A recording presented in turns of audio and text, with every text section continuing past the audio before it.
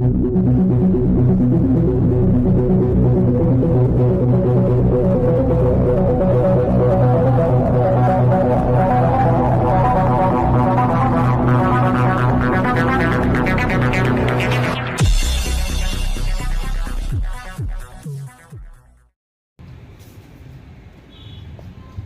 వికలాంగుల ఉద్యోగుల సంఘం కార్యాలయం బి క్యాంపు BYC 25 క్వార్టర్స్ నందు ఈరోజు సమావేశం జరిగినది. ఈ సమావేశానికి ముఖ్య అతిథి మన జిల్లా అధ్యక్షుడు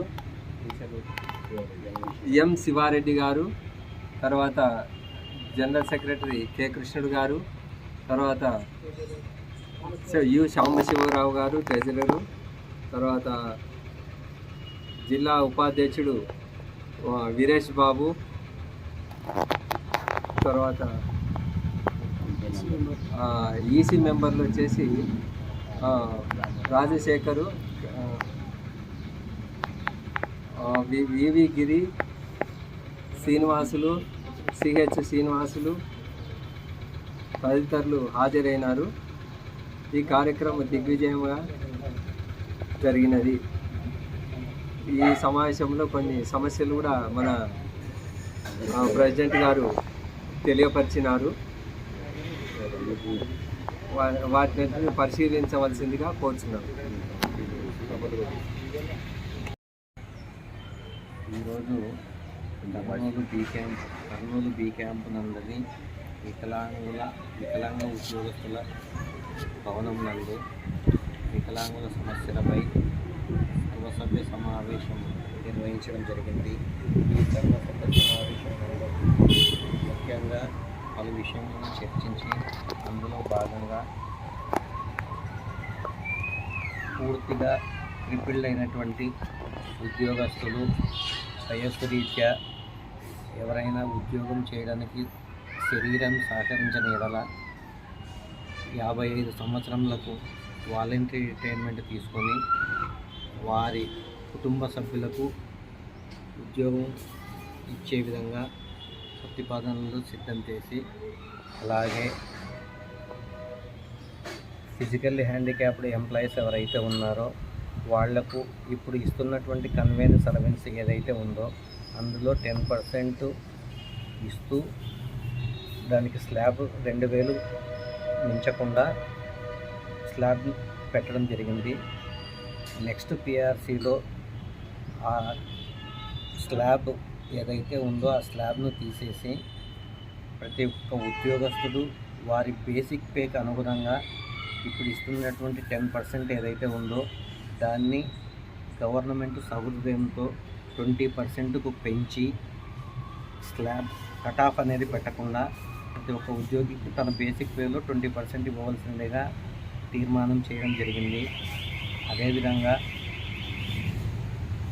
విభిన్న ప్రతిభావంతులైన ఉద్యోగస్తులు ఎవరైతే ఉన్నారో వాళ్లకు ప్రభుత్వము అన్ని విధాలుగా సహాయ సహకారాలు అందించి జిల్లా నందలి ఎక్కడైనా కానీ గవర్నమెంట్ భూమి ఏదైతే ఉందో దాన్ని ప్రభుత్వ రేటుకు మాకు కేటాయించి అందులో గవర్నమెంట్ ఉద్యోగస్తులు ఎవరైతే ఉన్నారో ఫిజికల్లీ డిజబుల్డ్ పర్సన్స్ వాళ్లకు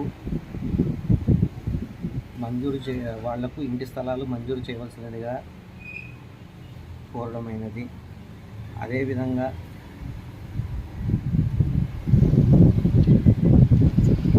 రూల్ ఆఫ్ రిజర్వేషన్ ఏదైతే ఉందో